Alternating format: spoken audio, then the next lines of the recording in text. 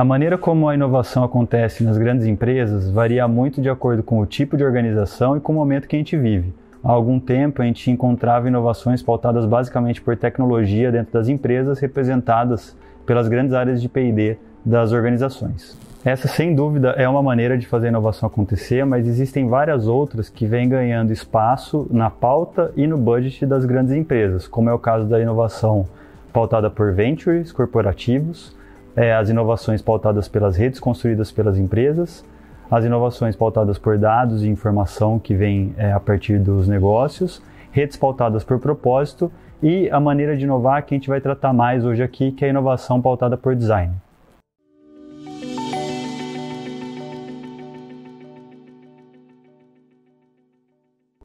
Eu sou Juliano Cortez e trabalho na Inventa, consultoria pioneira quando o assunto é inovação corporativa na América Latina, atuando há mais de 17 anos atendendo as maiores e mais inovadoras empresas aqui do país.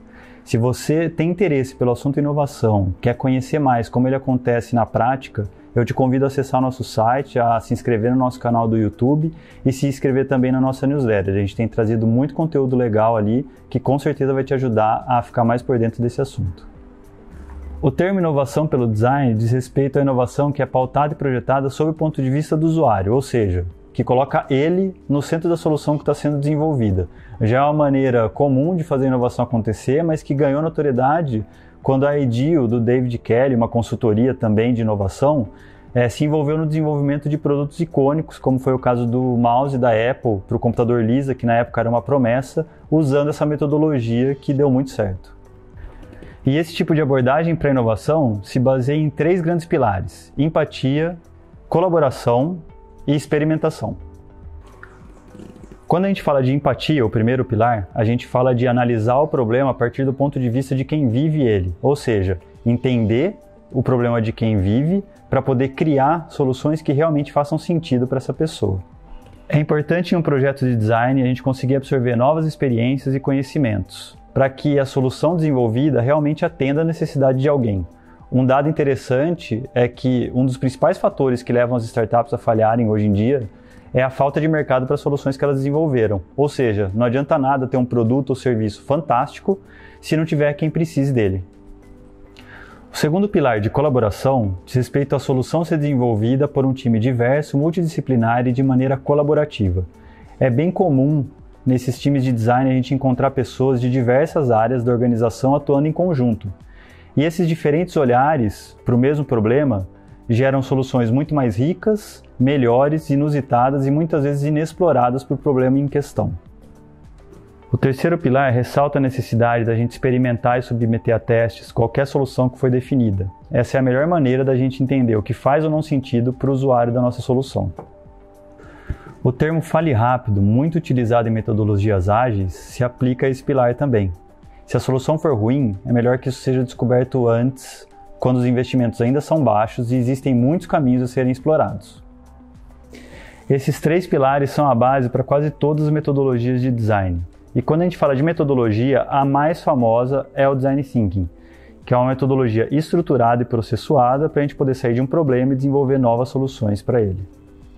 Ao longo do tempo, a gente já encontrou várias adaptações e criações para os processos de design. E, de fato, não existe uma maneira única ou correta de fazer isso acontecer.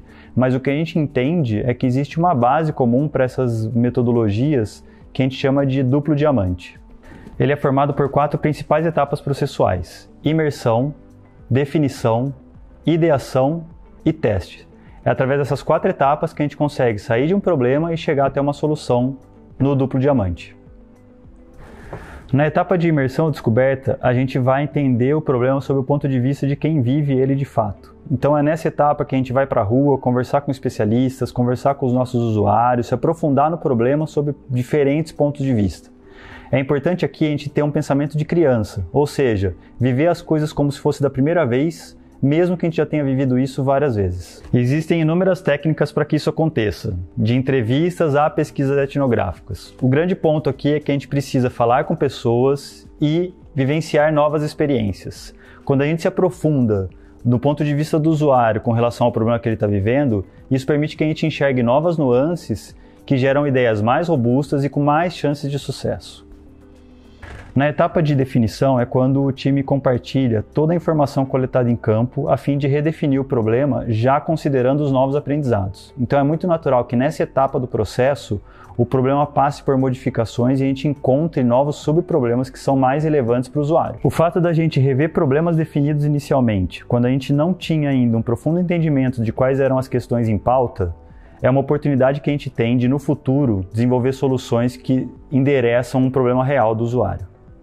A terceira etapa de ideação é onde de fato as ideias surgem. Então aqui são sessões de brainstorm, sessões de ideia, onde inicialmente a gente tem o objetivo de quantidade, quanto mais ideias melhor, e num segundo momento a gente começa a fechar o escopo da dinâmica e cada um começa a crescer nas ideias dos outros. Das sessões de ideação é muito comum a gente sair com 50, 100 ideias por participante. E aqui é bem importante que a gente consiga gerar o maior número de soluções possíveis inicialmente, porque quanto mais ideias iniciais, mais chances a gente tem de ter segundas ou terceiras soluções ainda melhores.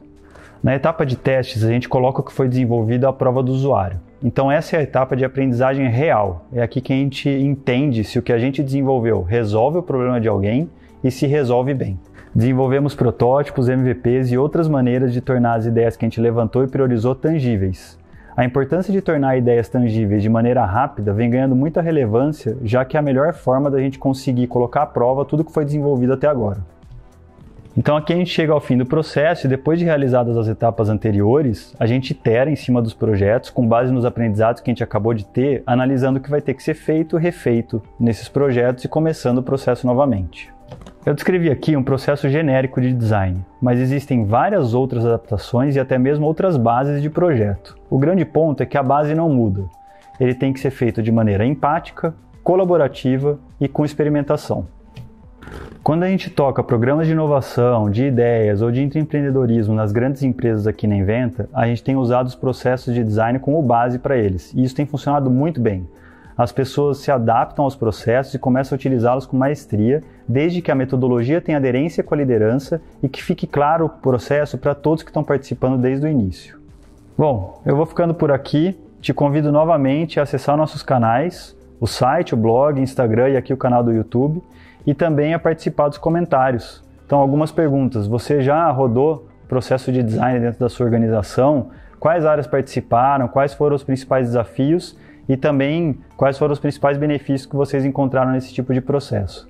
É isso aí, gente. Agradeço e até mais. Tchau, tchau.